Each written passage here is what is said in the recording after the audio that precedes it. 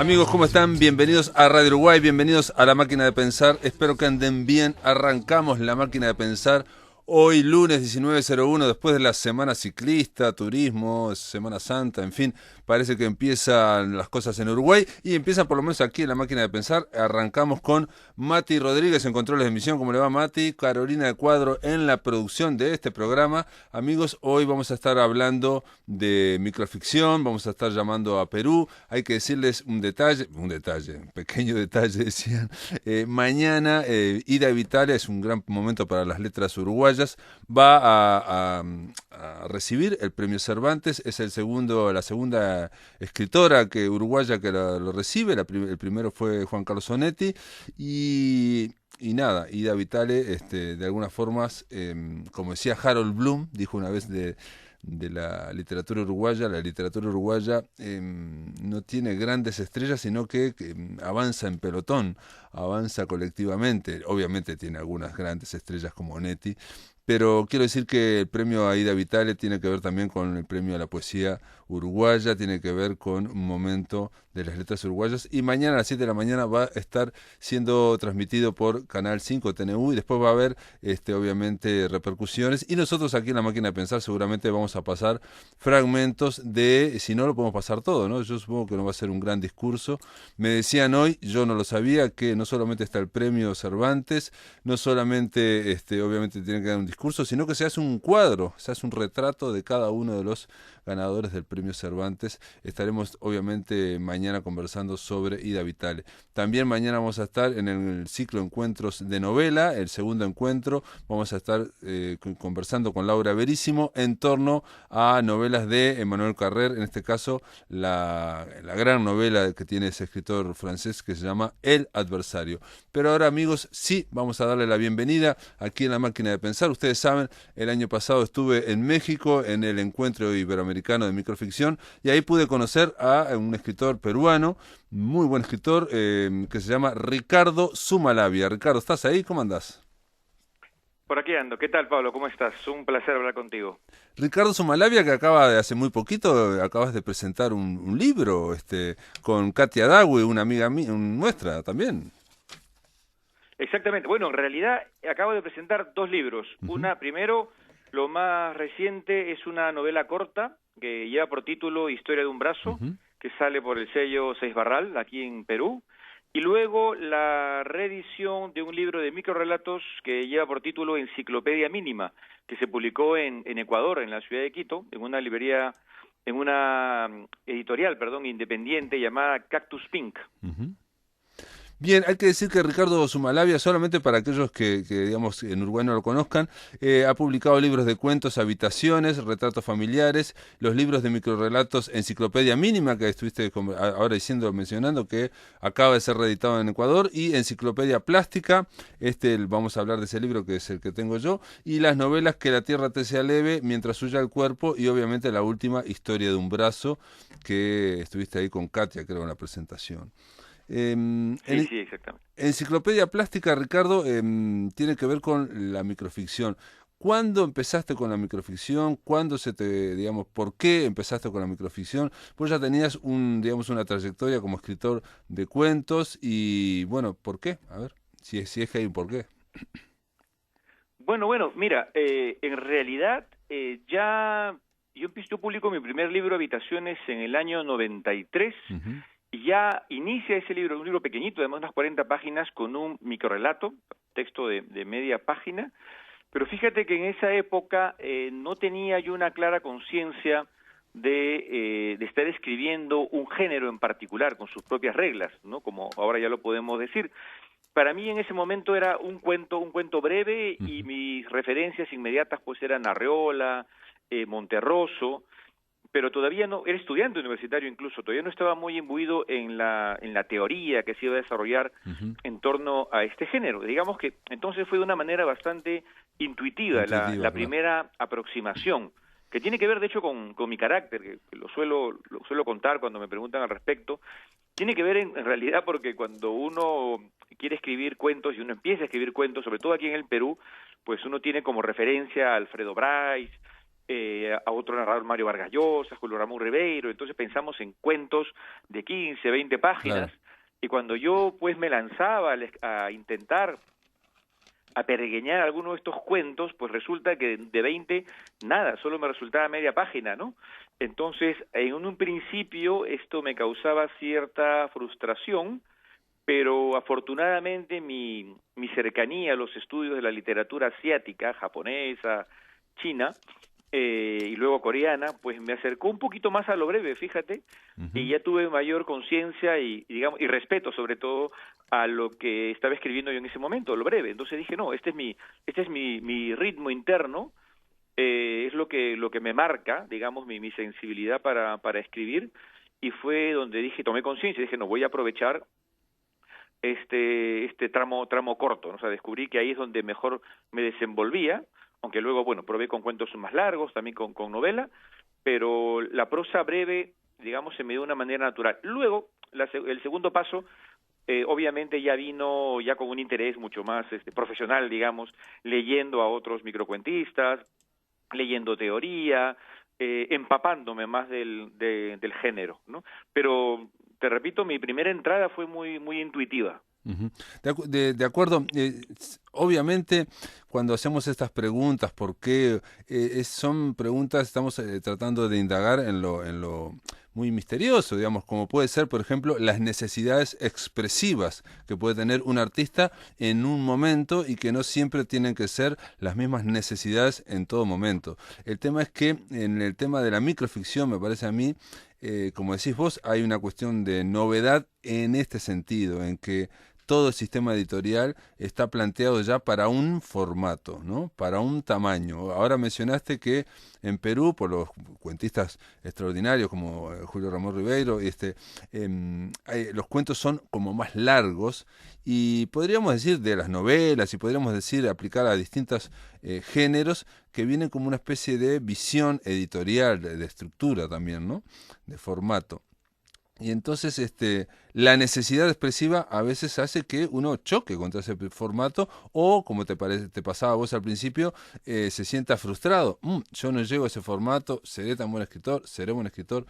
Yo hablando con Beto Benza me dijo un detalle que tiene que ver, y lo traigo a colación, Ricardo, porque refleja un poco el estado actual de Uruguay, ¿no? Beto Benza, que es un editor y escritor peruano, cuando le conté el estado de la microficción en Uruguay, me dijo, ustedes están como hace 10 años en Perú o 15. este, realmente no hay una visión editorial, no hay una visión académica, no hay, digamos, no hay visión prácticamente de lo que sería la microficción. Sí hay algunos escritores que intuitivamente lo hacen. Ricardo, vos cuando empezaste en el año 93, ¿cómo era el panorama, digamos, literario en Perú, en ese sentido? Tampoco la microficción tenía su lugar. No, fíjate que algo había, ya incluso, es más, hace un par de años, si no me equivoco, ya se ha presentado una tesis de licenciatura, ¿no? Un joven investigador analizando, rastreando la microficción peruana desde hasta la década del 50, y resulta que este investigador, este joven investigador, halló una buena cantidad de material, de textos que sí, que dan fe de la existencia de este género, pero como te digo, no bajo el rótulo de microrrelato, microficción y breve, sino más bien incluso de poesía en prosa, Ujú. prosa poética, cuento lírico, cuento experimental. Es más, ya que habíamos mencionado a Ribeiro, él mismo tiene un libro de prosas breves titulado Prosas apátridas, Sí. que varios de esos textos creo yo que sí podrían llegar ahora, como conocemos el género, a ser catalogados Ujú. de microcuentos, de microficciones, pero en su momento él, justamente en su prólogo, explica el título de su libro como que no había nombre para el género que él Claro, estaba haciendo, ¿no? De estas prosas, por eso los llama prosas apátridas, ¿no? Textos sin patria, textos sin género, claro. pero ya existían. Quiere decir, los textos existían, lo que no había todo era, como te digo, todo ese aparato crítico que los haya un poco aglutinado y explicado, pero sí hemos tenido una buena cantidad de autores que practicaban. Ahora, cuando yo empiezo a publicar, ya algunos jóvenes, bueno, cuando en mi juventud, empezábamos a escribir, ya había algunos que publicaban textos breves. Poco tiempo después, Fernando Iwasaki publica en España, en editorial Página de Espuma, Ajuar Funerario, y luego ya también otro narrador peruano, Carlos Herrera, publica otro libro también de microficciones. O sea, como que en la década de los 90, ya con mayor conciencia, se empiezan a publicar 4 o 5 libros, creo yo, fundamentales para dentro del género de aquí de la microficción en el Perú, y yo publico, sin embargo, ya tomando conciencia del género, mi primer libro de microcuentos lo publico el 2004, Enciclopedia Mínima, justamente, el que acabo de reeditar. Luego de una experiencia, viví unos años en Corea del Sur, a 80 kilómetros de Seúl. Allí fui dando forma a este libro de microficción que ya de vuelta en mi país pude armar y trabajar ya con una conciencia más clara de lo que buscaba como escritor, por esas necesidades expresivas que tú mencionabas. Hay un libro ahora que salió en el 2018 de Alejandro Susti y otros dos escritores, no me acuerdo, dos investigadores, que se llama Extrañas Criaturas y pretende precisamente dar también un corpus de la microficción peruana moderna, digamos, o digamos de los 50 para aquí, más o menos, de los años 40. Enciclopedia Plástica, la primera se llamó Enciclopedia Mínima, ¿no? De microrelatos y microficción. Y Enciclopedia Plástica tiene que ver, te pregunto, con el tema de la pintura, en el sentido plástico, de artista plástico. Sí, tiene que ver con las artes plásticas en general. Sí, ese es un libro que escribí mientras yo pasé una muy larga estancia en Francia, viví en Burdeos 10 años. Mi ex esposa es artista plástica, una destacada grabadora, ella también hacía sus estudios doctorales allí, y de alguna manera estuve muy cerca a su trabajo, tanto artístico como el de investigación, y eso me permitió aproximarme de una manera luego ya más directa y a reflexionar sobre el proceso creativo plástico. Entonces traté de, digamos, de estos mecanismos extrapolarlos a la redacción, a la prosa, en mi caso tratando de entender a mi palabra, al lenguaje, como materia plástica, ¿no? Hasta qué punto mi lenguaje era maleable para lo que yo quería expresar. De allí voy construyendo Enciclopedia Plástica, por un lado, tanto desde lo temático, donde hay personajes que son pintores, son modelos, se habla de textos que son una suerte de performance, pero por otro lado también puedo tocar otros temas, no necesariamente vinculados a las artes plásticas, pero sí, desde el lenguaje hay un intento allí de fraguar algo más todavía desde esta mirada, digamos, entre texto, palabra, imagen, ¿no? Bueno, es cierto que aparecen muchos pintores, es cierto que también en Enciclopedia Plástica es muy heterogéneo los textos, ¿no? Aparecen distintos, de hecho hay distintas secciones del libro, artes y oficios, los otros ojos de la música, por ejemplo, que en la contratapa Fernando Iwasaki dice que para él es el cerno de este libro. Y yo lo pensaba, donde hay una pareja, ¿no? Ella se llama Carmen y él se llama Ricardo, ¿no? Sí. Y que podría, de alguna Exacto, forma, sí. te pregunto, son microrelatos, ¿no? Pero todo junto en una sección y donde están Ricardo y Carmen, ¿podría considerarse una especie de novela mínima? Sí, bueno, es verdad que hay una continuidad allí en esa serie. No sé si da como para novela, porque te explico, llegó un momento en el que, como te dije, mi primer acercamiento a la microficción fue un acercamiento más intuitivo, luego ya más profesional y académico, porque también soy profesor de literatura, doy talleres de redacción, de cuento y microcuento, pero llegó un momento en el que también, bueno, no llegó un momento, creo que se fue dando paralelamente, en el que fui pateando el tablero, digamos, ¿no? Como Claro. que aprendía las reglas de la microficción, pero para patear el tablero inmediatamente, para romper esas reglas, ¿no? Como un artista plástico también hace con su material, ¿no? Exacto. En ese sentido, no me he preocupado en decir estos textos son más microcuentos, otros son menos, son más experimentales o se acercan a la micronovela. No me lo he planteado de esa manera.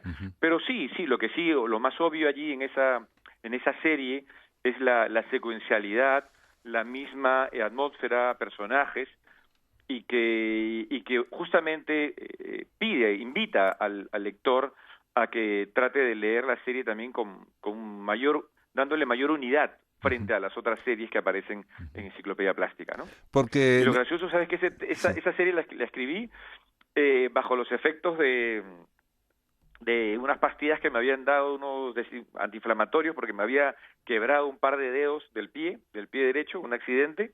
Entonces me llenaron ahí de pastillas porque el dolor era inmenso.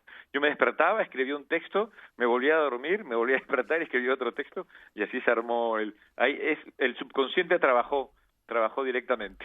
impresionante, porque ahí, digo, no solamente aparecen dos personajes, Ricardo y Carmen, que digamos se conocen de niños o estuvieron en una misma playa pero no se conocieron, sino que también hay temas o conversaciones o asuntos que son reiterados. Por ejemplo, el tema de la lagartija debajo de una piedra, ¿no?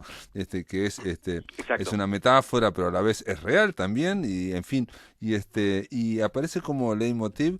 Y me sorprende que sea tan articulado algo del inconsciente, pero bueno, puede pasar esas cosas, ¿no? Que se vayan filtrando.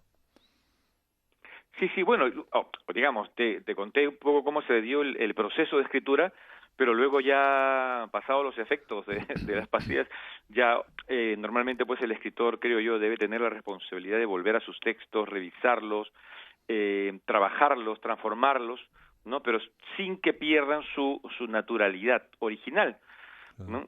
La frescura, en todo caso, que puede mostrar al inicio.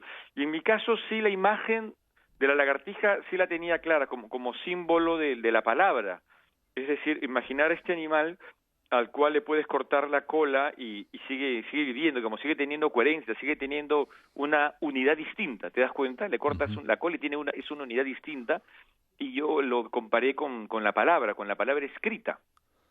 Por eso hay uno de los textos allí que aparecen con palabras cortadas, justamente y que el lector, estoy seguro, puede recuperar de una manera fácil. O sea, fíjate, está la ausencia de determinadas sílabas finales, pero para el lector de alguna manera están presentes. Claro. Entonces genera una nueva unidad significativa. Claro, la mente las completa. Yo simplemente voy a leer uno antes de irnos a la pausa de Ricardo, que me sorprendió o me impresionó.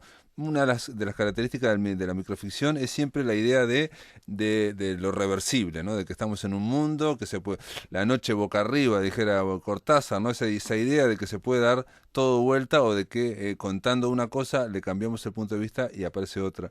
Y bueno, Perú, digamos, la historia política de Perú es muy fuerte, ha sido muy movida, y bueno, en los últimos tiempos también sigue siendo movida. Y se llama Mientras Ricardo escribía, y dice así: mientras Ricardo escribía un poema en 1988 que nunca publicaría, muchos hombres morían en el Perú. Mientras una bala atravesaba el pecho de Luciano caído en cualquier arenal, muchos peruanos colocaban satisfechos el punto final a sus versos. Es muy fuerte, Ricardo. Te voy a pedir que aguardes en línea, vamos a hacer una pausa y después de la pausa seguimos conversando, ¿te parece? Perfecto, encantado de continuar. Amigos, después de la pausa seguimos aquí por Radio Uruguay. Amigos, continuamos en La Máquina de Pensar. Estamos conversando vía telefónica con el escritor peruano Ricardo Zumalabia, un escritor obviamente que tiene novelas, que tiene cuentos, pero que también brilla en la microficción. Y bueno, tenemos aquí el libro Enciclopedia Plástica, que ganó el premio de la Fundación para la Literatura Peruana. Y Ricardo, yo te comentaba en el bloque anterior acerca de algunos microrelatos que de alguna forma aluden a la terrible historia o movida historia que nos conmueve a todos, política peruana, ¿no? De los últimos tiempos. Bueno, en realidad hace mucho, ¿no?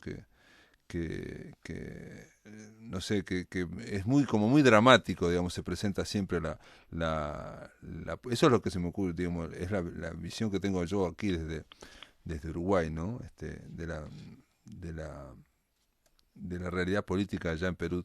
Y había otro microrelato que también quería leerles, pero que quizás también me impresionó mucho, pero ahora no lo encuentro, que es también está en esto de Carmen y Ricardo, y que tiene que ver con, a ver si lo encuentro, bueno, no.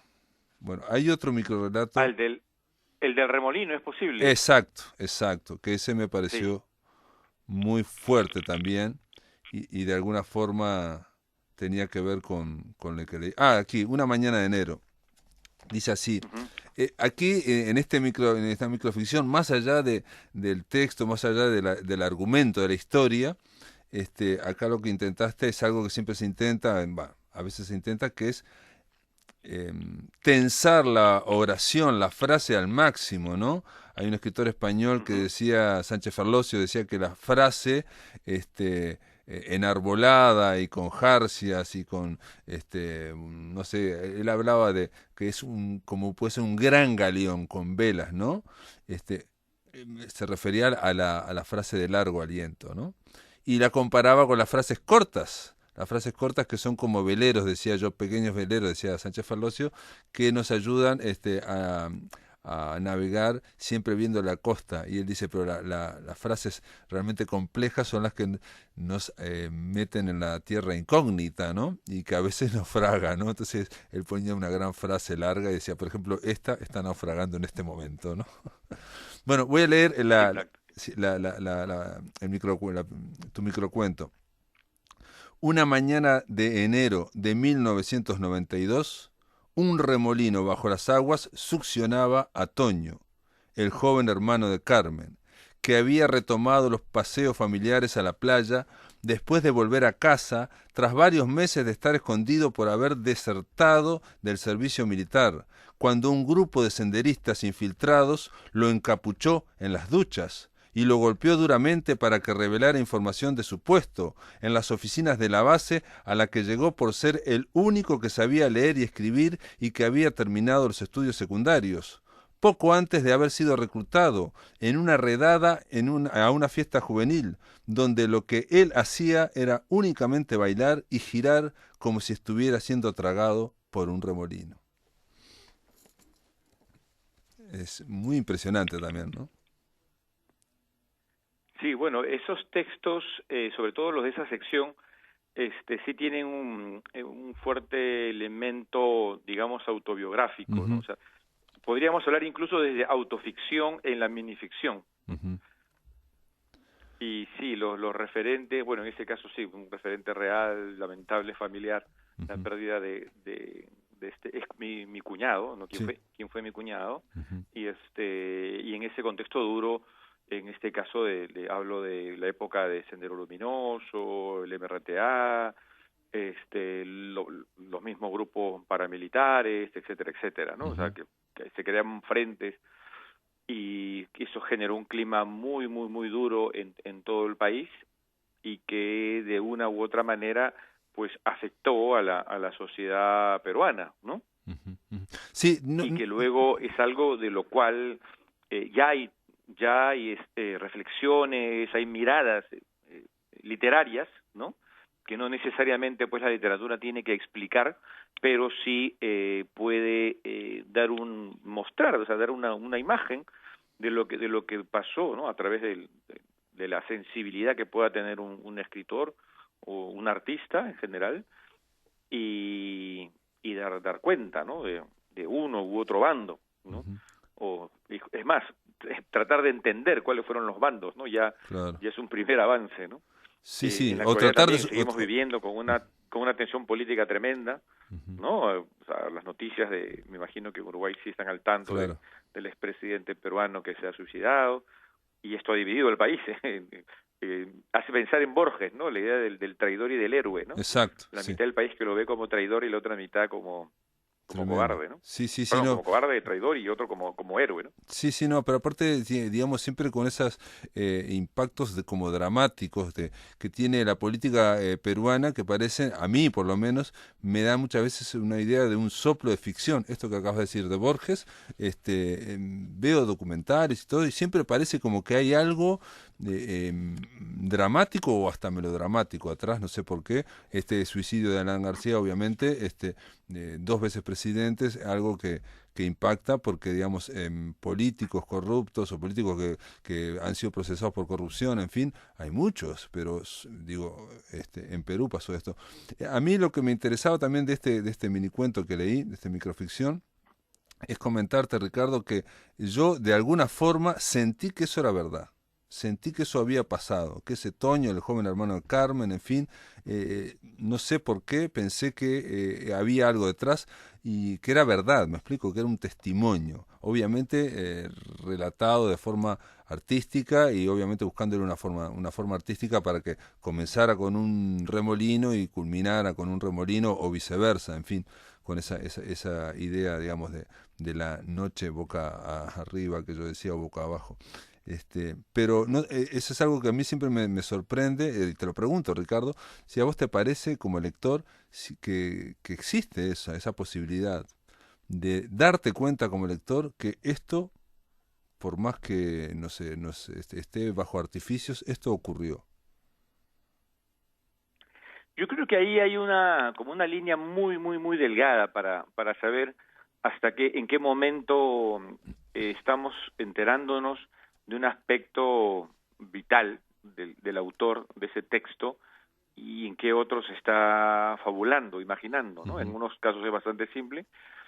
Yo creo que en todo caso lo que trata el autor es que todo suena verdad, digamos, sea verosímil, eso lo sabemos como principio, pero es verdad que puede haber algo más, una membrana que vibra, que se agita cuando lo que se escribe parte de algo mucho más verdadero, ¿no? De lo habitual, digamos, cuando estamos tomando aún mucho más de lo que solemos hacer de nuestra propia vida para escribir.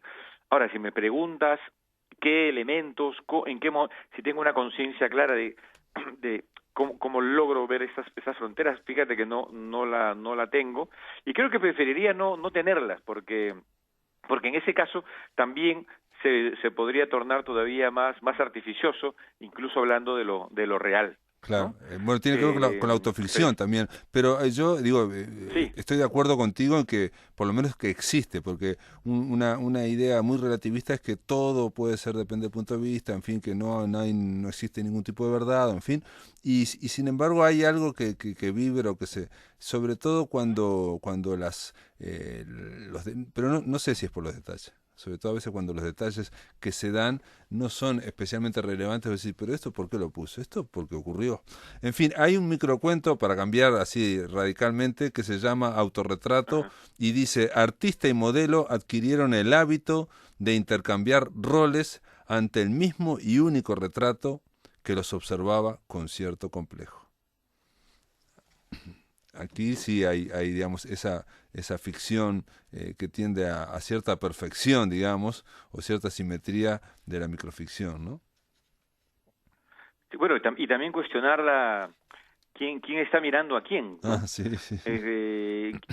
Uno mira la obra, pero luego la obra nos mira a nosotros mismos. La idea del retrato es muy interesante porque hay un filtro, ¿no?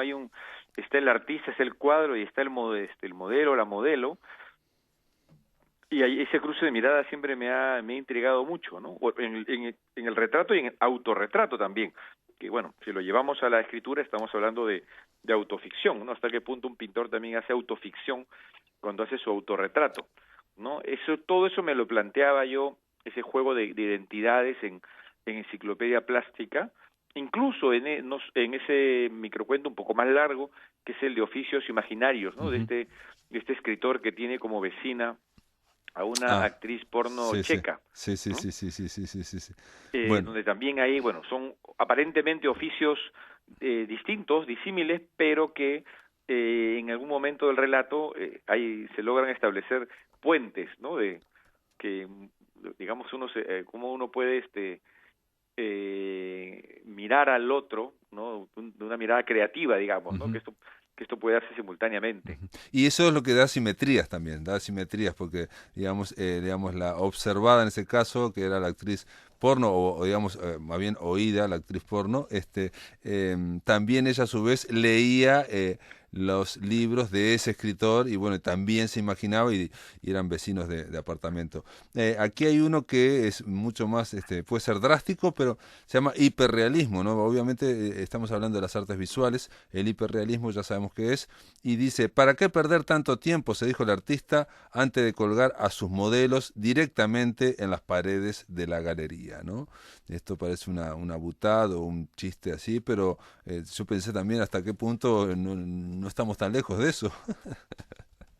Sí, no, es verdad. Es decir, hay una reflexión mayor sobre el arte incluso, ¿no? O sea, podría parecer un chiste, pero es decir, hasta qué punto nuestra materia, nuestro objeto de arte, lo estamos modificando o por ser demasiado realistas, ya abreviamos pasos y lo colocamos Sí, directamente. No, es todo un cuestionamiento. Es más, desde el punto de vista artístico, cuando el propio artista es objeto de su arte, ¿no?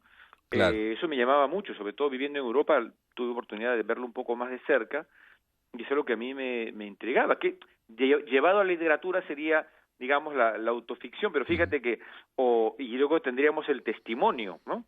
Dónde está la frontera de la autoficción, que ya si vas quitando la ficción y luego es más testimonial, o de lo testimonial, hasta qué grado tú puedes ir agregando algunos datos, elementos, o modificándolos, porque siempre hay una mirada ahí que va a alterar algo, ¿no? Ujú. Bueno, siempre creo que en Esa cada elección lector, arbitraria de lo que uno vive. siempre en cada lector, igual, digamos, en cada espectador, en cada lector, hay una cuestión de un poco o hay una parte, me parece que de voyeur, de tratar de ver, bueno, qué parte será verdad, qué parte, por qué se le ocurrió esto, por qué su Malavia escribe con esto, por qué está obsesionado con no sé qué. Hay una. Entonces, en el caso de la autoficción, se pone, digamos, la carta sobre la mesa o se amplifica eso, ¿no? O sea, tratar de darle, pero como decís vos, siempre es una construcción, ¿no? O sea, el escritor que escribe sobre sí mismo siempre está autoconstruyéndose, siempre se está autorretratando, ¿no? De alguna forma, ¿no? Y está. Sí, sí, sí, sí. Y de hecho, sí, de hecho está pasando ahora con el libro que acabo de presentar, la novela Historia de un brazo, lo mismo, que es un escritor quien habla de su padre muerto ya muy anciano, pero que descubren que tenía, bueno, descubren nosotros, la familia lo sabía, que tenía un tercer brazo, ¿no? Y se va hablando de ese brazo, que surge para los que no lo conocían antes, y mucha gente me hace preguntas y piensa que de verdad lo cuento de tal manera que la gente piensa que tengo así mi padre, y mi padre, que está vivo, piensa que tiene un brazo, ¿no? Lo están persiguiendo para ver si es así. Bueno, al final del libro, Enciclopedia Plástica, planteas unos apuntes, unas ideas en torno a la tuerca de vuelta, ¿no? Sobre el microrrelato, y entre otras cosas decís que el microrrelato es uno de los géneros que permite quebrar sus reglas con mayor asiduidad, ¿no? Yo diría que la idea de quebrar reglas, insisto en el inicio de esta conversación, siempre no es por quebrar porque sí, sino por una necesidad expresiva, digamos, ¿no? Eso es lo que me creo yo, ¿no? Esa idea de, a veces los artistas visuales, por ejemplo, están más obsesionados en romper las reglas que en obedecer su necesidad expresiva. Sí, totalmente de acuerdo. Es verdad que, claro, pero luego hay artistas o escritores que están como en una constante ruptura, es decir, bueno, un poco yéndonos a Octavio Paz, creando una tradición de la ruptura, digamos, Ujú. ¿no? O sea, ir asimilando modelos, canibalizándolos y luego reformulándolos, ¿no? Creando una suerte de nuevos códigos. Eso es lo que a mí siempre me ha...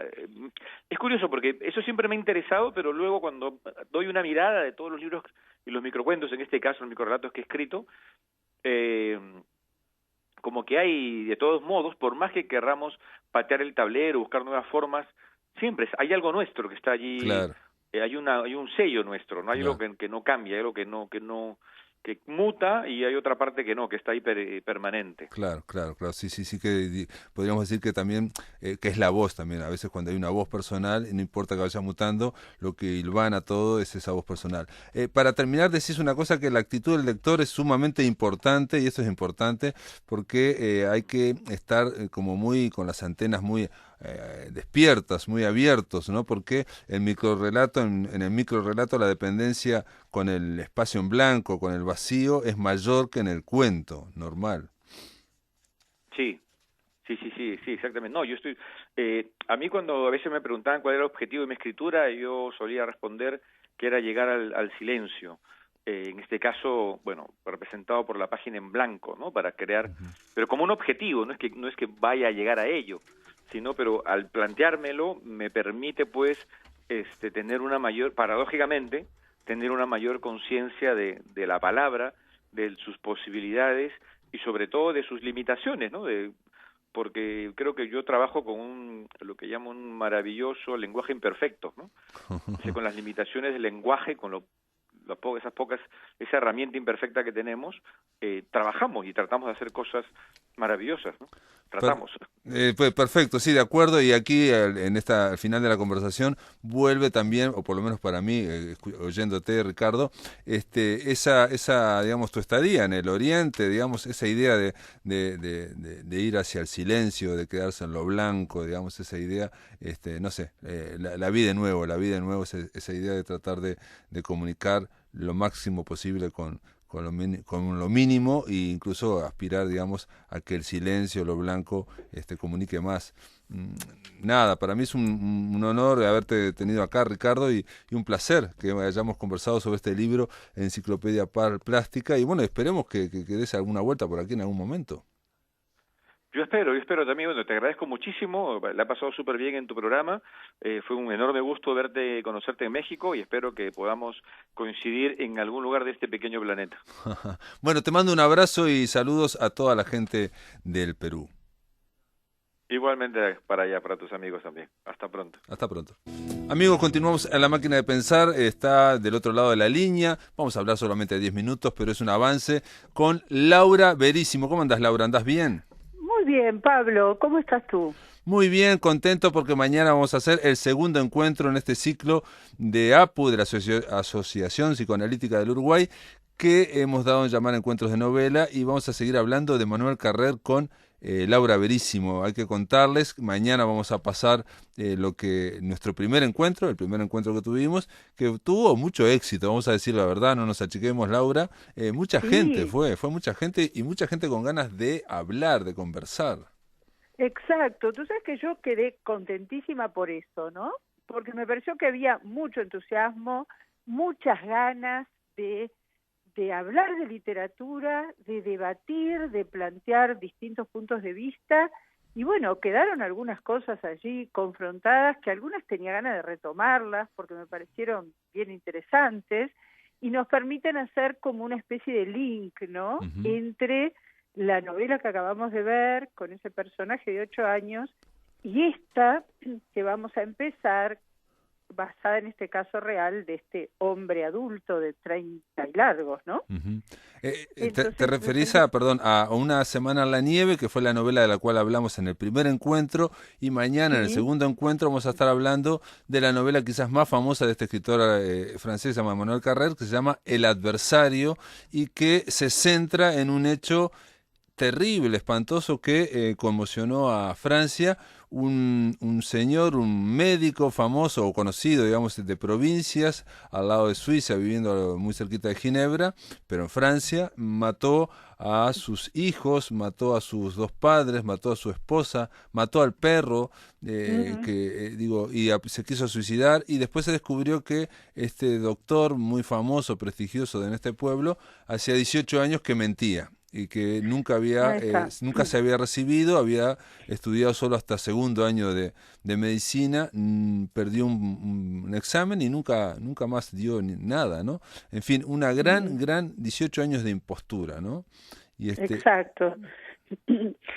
¿Sabés que cuanto más vuelvo sobre leer juntas, hacer como una lectura intertextual, ¿no? Entre La semana en la nieve, que a Jean-Claude Roman, que es como se llamaba este pseudomédico, le impresionó tanto, cuanto más hago una lectura intertextual, más conexiones encuentro. Y eso me parece riquísimo. Y bueno, Pablo, quiero que tú me cuentes, y veo que tú también te quedaste contento. Yo me quedé contenta de la respuesta de que hubiera tanta gente y tanta gente con tantas ganas de participar. Y bueno, tú todavía no conoces a algunos de los personajes, pero algunas de las personas que participaron son analistas con mucha experiencia en el trabajo con niños, y quiero subrayar cuánto apreciaron la profundidad, la penetración, la delicadeza de Carrer para transmitir el caso del niño protagonista de la novela, ¿no? Sí, sí, Y sin me duda. parece que ahora vamos a dar este salto a ver por qué este escritor se embarca en este viaje bastante terrible de, bueno, escribir sobre este asesino múltiple, sobre este hombre que fue un fraude, ¿no? Sí. Vivió en la impostura, como tú decías. Sí, en bueno, la a mí lo mentira. que digo, primero te agradezco la invitación al ciclo de encuentros de novela, ahí en la Asociación Psicoanalítica del Uruguay, que hay que decir dónde está, porque yo siempre me olvido, pero está en Sí, Canelones, Canelones 1571. 1571, esquina Lorenzo Carnelli, Exacto. esquina Sí. Lorenzo Carnelli. 19:30 es nuestra hora de reunión. Ya a Exacto. partir de las 19, viste que ya va llegando la gente y los Ujú. y bueno, los dueños de casa, digamos, de alguna manera. Perfecto. Que sabés que tengo ganas, Pablo, mañana, a partir de algunos ecos que recibí, de ver si podemos disponer las sillas de modo que los participantes se vean. Ajá, perfecto. Nosotros por los micrófonos y por la Perfecto. grabación tenemos que quedarnos ahí en esa Ujú. mesita, pero me parece hacer una cosa que ya la primera vuelta la participación fue buenísima. Fue mucha Pero ellos gente, tienen mucha gente. mucha Y con gente. muchas ganas digo, Sí. uno se olvida lo que es hablar de una novela cuando las dos terceras partes del público, que en este caso estamos Sí. hablando de 50 personas o más, lo ha leído la novela, entonces quieren Exacto. participar. Estuvimos hablando Sí. de Una semana en la nieve, y yo quiero decirte simplemente que, un poco reafirmando lo que vos planteás de que hay vínculos entre Una semana en la nieve, esa novela que Carrer escribió antes de escribir El adversario, y él lo dice en un artículo que voy a llevar mañana, quiero leer, donde Emmanuel Carrer dice, el artículo se llama Capote, o por Truman Capote, Román y yo, Sí. y vos sabés que Emmanuel Carrer dice que entonces le escribí a Román, le dije que Sí. quería comprender, que quería cartearme, hablar con él. No me respondió, dice en su artículo Emmanuel Carrer. Desistí. Después empecé a escribir un libro de ficción, Una semana en la nieve, que no tenía nada que ver, y sin embargo hablaba exactamente de lo mismo. De un Está muy padre bien. asesino, de un niño Sí. envuelto en mentiras, de pasos en la blancura, de vacío y de ausencia. Muy bien. Cuando es el libro un extracto fantástico. estaba el que impresionante, porque el padre asesino, y él, en el caso de Una semana en la nieve, sería uno de los niños de Jean-Claude Roman, ¿no? Que él Roman mató a uno de sus hijos. Acá habla de La semana en la nieve desde el punto de vista de un niño, ¿no? De un padre asesino, Sí. un niño envuelto en mentiras, de pasos en la blancura, de vacío y de ausencia. En fin, hay mucha tela para cortar, porque obviamente él escribe todo un artículo, escribe 2 artículos sobre Jean-Claude Roman, y obviamente yo creo que lo que decís vos, la pregunta fundamental es ¿por qué a Emmanuel Carrer se le ocurrió escribir sobre esta tragedia que es impresionante y que aparte habla de una gran impostura, ¿no?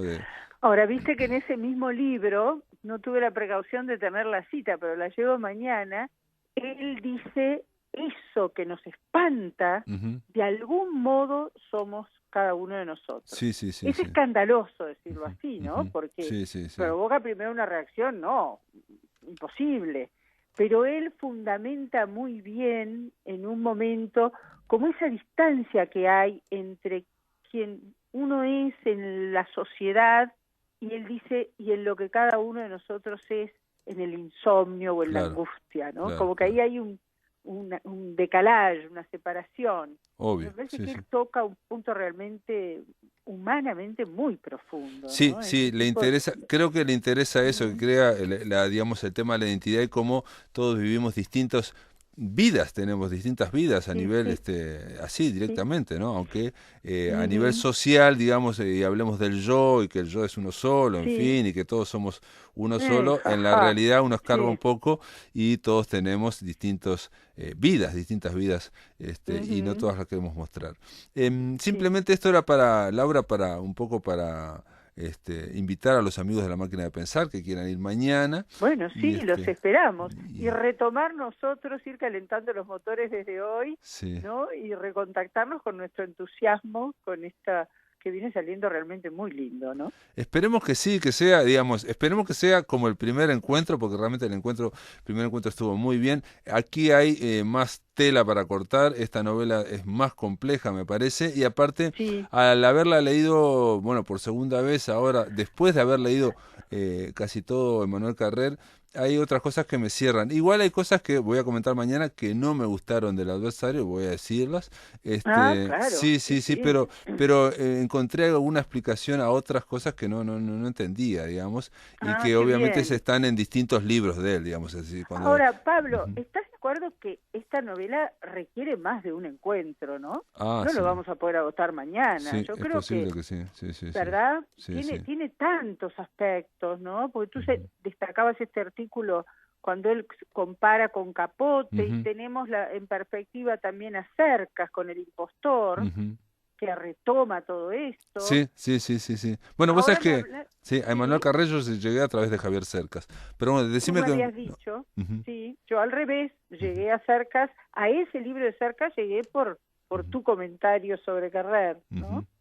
Y sabés que me hablaron de una película que se llama True Story, como Ah. historia verdadera, no confundir con una serie que Sí, sí, hay en sí, no, la Netflix, la vi por la casualidad película. antes de Ah, anoche. Está en no me Netflix. digas, La ¿la vi viste? y es Bueno, sorprendente digamos, los puntos de... similitud, bueno, yo voy a tratar de verla hoy. Está en Netflix y está bien, Sí, es con Jane Franco, vale la pena verla, realmente Jane Franco es un tipo interesante y lo que me llama la atención es los puntos de afinidad que hay con este otro gran crimen francés. Laura, te tengo ajá. que dejar porque Bueno, se Pablo, termina el un programa. gusto haber conversado contigo. Hasta mañana entonces, y Hasta, los esperamos a tus oyentes Hasta mañana por allá. con Laura Verísimo. Mañana vamos a estar en Encuentro de Novela a las 19:30 horas, amigos, en la Asociación Psicoanalítica del Uruguay. Quiero decirles que mañana va a recibir el premio Cervantes Ida Vitale. Estamos hablando que a las 7 de la mañana, hora uruguaya, se va a recibir.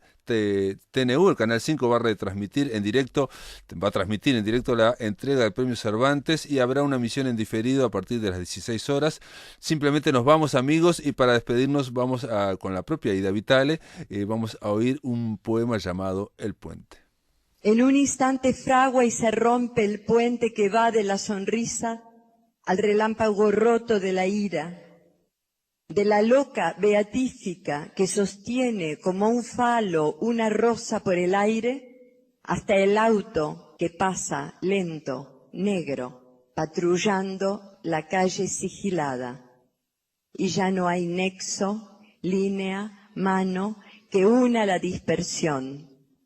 Veo volar vidrieras que están quietas y una infernal granada que derrama sus glóbulos de sangre. Veo aventar las plumas del tiempo, que es un faisán viejísimo, sobre caras sin énfasis, armadas contra la visión del delito. Veo la cerrazón suicida, reyes de penas, ápices de un sueño sumergido, los todavía líricos, los siempre esperanzados, los pescadores de otros mares mágicos, a cada paso dado apartamos los vidrios y tememos.